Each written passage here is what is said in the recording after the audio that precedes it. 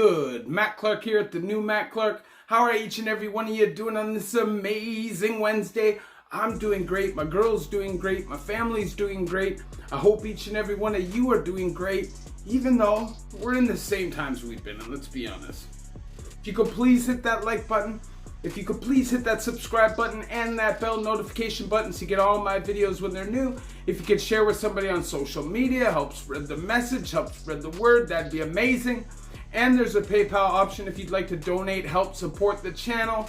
The link is in the description of most of my videos. I forget every once in a while, but I'll try to go back and put the link in the ones that's not there. So today, I want to talk about the day you get arrested. I've been asked a lot, like, to talk about the first day out versus the first day getting arrested. But I'm going to break it down a little deeper than that. This video is basically going to be, what is the experience of your first arrest if you've never been arrested before? What can you expect in that process? How does it feel? How do you feel during that? And then what goes on from there? So it doesn't really matter what you're doing. If you're, stealing, doing robberies, break and enters, shooting somebody, killing somebody, whatever it is, the arrest process is probably going to feel pretty similar unless you know for a fact you're going to be out in a few days. But anybody who's looking at real time is going to go through kind of like a grieving process. But before you get there, I want you all to know something very important, and it seems like a lot of people don't understand this. You have the right to remain silent. Anything you say can and will be used against you in a court of law. Those are some of the most important things you have to think about when you are sitting in the back of a police car. You do not want to go through the interrogation process. Just nip it. Nip it. At the end of the day, if it's your first time being arrested, they're going to try and run you through that process. They're going to try and get information out of you, and they're going to try and exhaust you so you guilt yourself and convict yourself right there in the police station. You have the right to remain silent. So do so. Get a phone call, talk to your lawyer, tell them to put you in the cell. Don't bury yourself before you have the chance at a fair trial. At the end of the day, doesn't matter if you're innocent or if you're guilty. If you have zero leverage, you are done. They're going to try to get as much time as possible for whatever crime it is that you committed. So, like I said, anything you say can and will be used against you in a court of law. Canada has different laws than the States. In my opinion, the United States is innocent until proven guilty. At least in most cases, you can get bail unless you're maybe like a multiple time felon with some violent convictions. But in Canada, after the first or second time you've been given bail, the chance of you ever getting bail again, if you're not a millionaire and you don't have a top shot lawyer, is slim to nil. If you're running a legal aid system and you don't have anybody there with bags of money to throw at the court system, buckle up, because you will be doing some time. You'll definitely be doing dead time, and there's no more 2 for 1. So understand that before you get arrested, you get 1.5 for 1, the same as if you were doing a sentence where you do 2/3 of that sentence, and that's just the way it goes. Now, there's another thing I want to tell you. Before you ever even get arrested, there's going to be a process where they come to arrest you. Now, I want to tell you something. In this game of convicts and cops, or cops and robbers, whatever you want to call it, as soon as you make the decision to run, you are signing yourself into something that you can't turn from. At that point, all rules are off the table. If you make them run, understand, you are going to get beaten, most likely, especially if it's a serious crime. And understand, police here in Ontario aren't shortchanged or don't lack budget like a lot of police forces in the States where they have minimal salaries. Here the police get paid large, they get danger pay, and they're given every single piece of equipment necessary. York Regional Police, where I was arrested most times, has multiple helicopters. They'll come with tactical SWAT dog teams for anything as small as a break and enter, and they do not care. If you make them run, understand that there's going to be a beating at the end of that run if you get caught. I remember the first time I got arrested. I made them run for miles through snow, sleet, slushy water, terrible terrain, just horrible stuff. And when they caught me in a cornfield. I took a beating. I got my face smashed in with mag lights, took a couple backhands from the sergeant, and there was nothing I could do about it because I was already handcuffed. And that just is what it is. Charge it to the game. As soon as you bolt,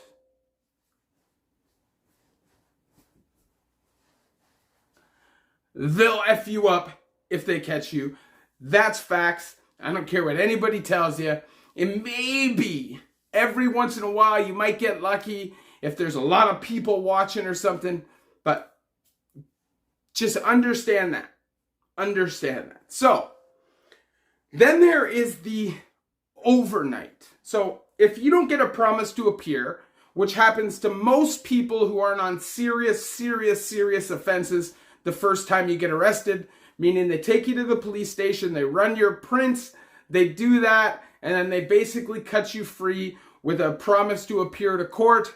And if you don't violate that, then a bail won't be necessary. But if you do violate that or get convicted of that crime, the next time you get arrested, there most likely will not be a promise to appear, maybe in extreme unforeseen circumstances, but most likely, if you're a convict or you're a criminal, it's not happening. So, now there's a lot of people that will tell you that when they're sitting in that police station, that first night, the things that run through your mind, man, everything that you did runs through your mind, right? And all the fun that you had runs through your mind.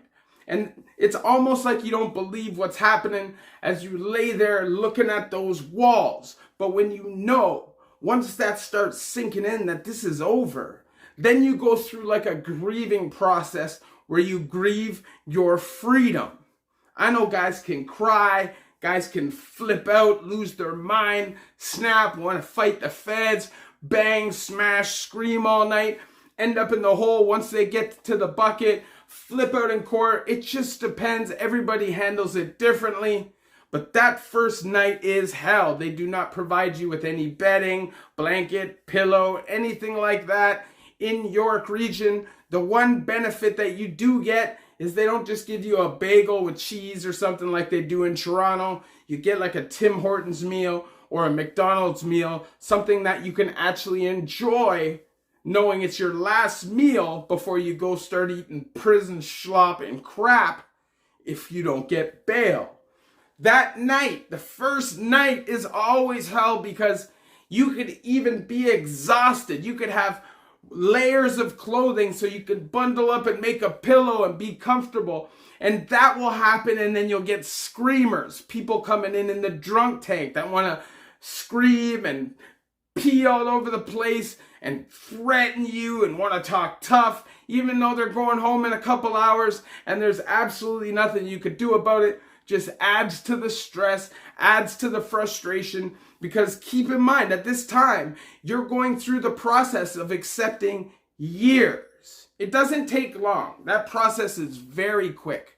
Now, there's a lot of people, say you smoke cigarettes, who will Jones for those cigarettes. Me personally, I never went through that. As soon as I was arrested and I knew that there was no cigarettes that I'd be able to get easily if I didn't pay for it, the jonesing stopped. It immediately stopped. The only time I will ever think about smoking is if I actually smell smoked tobacco or burning tobacco. All of a sudden that addiction comes flooding back. It's the same as drugs. It's the same as anything else. Out of sight, out of mind. But as soon as it's in your face, All those memories come rushing back. When you go through the interrogation process, if you do, which I recommend that you don't, just refuse it, go to the bullpen. If they don't let you, they try to exhaust you, just pretend you're sleeping. They might give you a smack. Who cares? This is your life. Do not give away your leverage. And like I said, in the US, I feel it's innocent until proven guilty, at least in most cases. Here it is totally opposite. It is guilty till proven innocent. You have to you have to give some real strong evidence to be able to get bail, that you have this amazing support system. You have to have people with tons of money. They have to come stand in front of the justice of the peace and show that they have this money in the bank. It's not like you go to a bondsman, you give 10%, you get out. That is not how Canada rolls. It can be really tough if you're a criminal with any kind of recidivism. But if not, if you're a first-time offender, that's what we're talking about, and you do not get a promise to appear because your charge is a little bit more serious, then you will have to wait till the next morning, minimal, to get a bail hearing. Now, sometimes when you go to court, depending on what court you go to, if you don't get called right away, the day can drag out. And by the time, before you even have a chance to complain about it, the day's burnt out. They put you over for a day or two, and you're going back to the jail. You're on your way back to the jail. So you have to tell them, I got bail. You got to have your family there. Hopefully they know if you're getting arrested and you need bail, they need to be there early. They got to have a lawyer, or you're most likely going to be on that trip where you got to go back and forth between the jail for a few days before you get bail. Eating the slop. Most likely the first few days, you're not going to want to eat anything. You go through this, it's like stressful depression, I guess you can say, coming to grips with your reality. So you lose your appetite for a couple days, and then after that it comes roaring back to the point where jail food actually tastes good. I don't care what anybody says. When you're in the heart of your bit, you wait for food. It's like the clock's ticking, click, click, click, click, click, even for jail food. But those first couple days, you want nothing to do with it. You're giving it away no matter your belly's, you don't want nothing to do with it. You can't take a crap, nothing. You're all binded up because it's all crap, preservatives, and old, just not really fresh food. And it takes a little bit to deal with it. The first day is maybe the most stressful day you're ever going to go through in your life, especially if you've never been through it again. You have nothing but time, especially if you get arrested early in the day. Say you get arrested at like 2 o'clock in the morning. They're probably going to send you out to court at 6:30 in the morning, and your day's going to be quick. You'll be back in the jail if you're not going to get bail or a promise to appear, and you'll be able to chill, take a shower, and get everything done. But if you get arrested like early in the morning, say it's like 11 o'clock in the morning or 10 o'clock in the morning, I don't mean early, late in the morning, sorry, where court's already gone, you now have to sit from that point till the next morning, 6 a.m. in that police station. It gives you nothing but time. And like I said, all that fun that you just had is going to run through your mind, and you're going to start calculating and seeing if it's worth it. And you're quickly going to realize that you're now looking at years for pocket change. It might not seem like pocket change because it's a few stacks or whatever in the moment.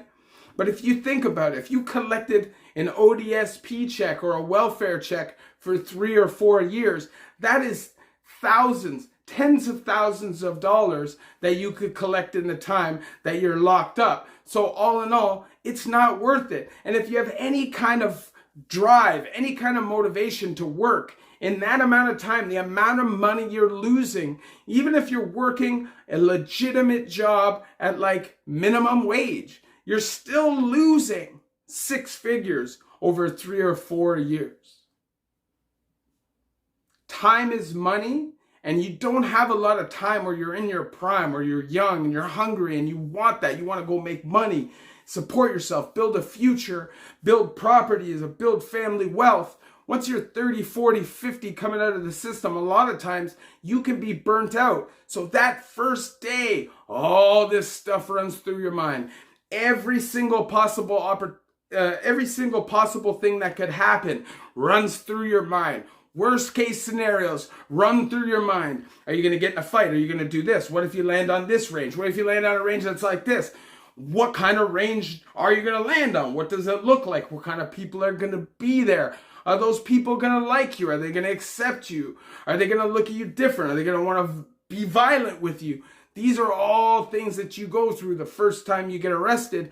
And it's a real humbling time for anybody. I don't care who you are. Obviously, I share my stories with you guys, so you guys don't have to go through these things yourselves. If I could snap my finger, nobody ever goes to prison again.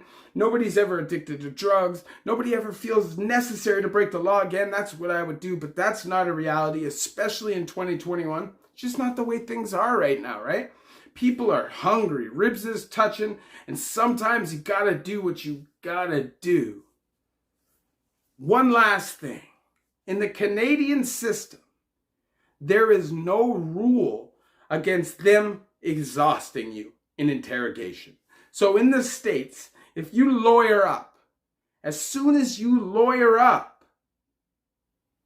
that meeting is over. Everything from that point is inadmissible in court. But that is not the case in Canada.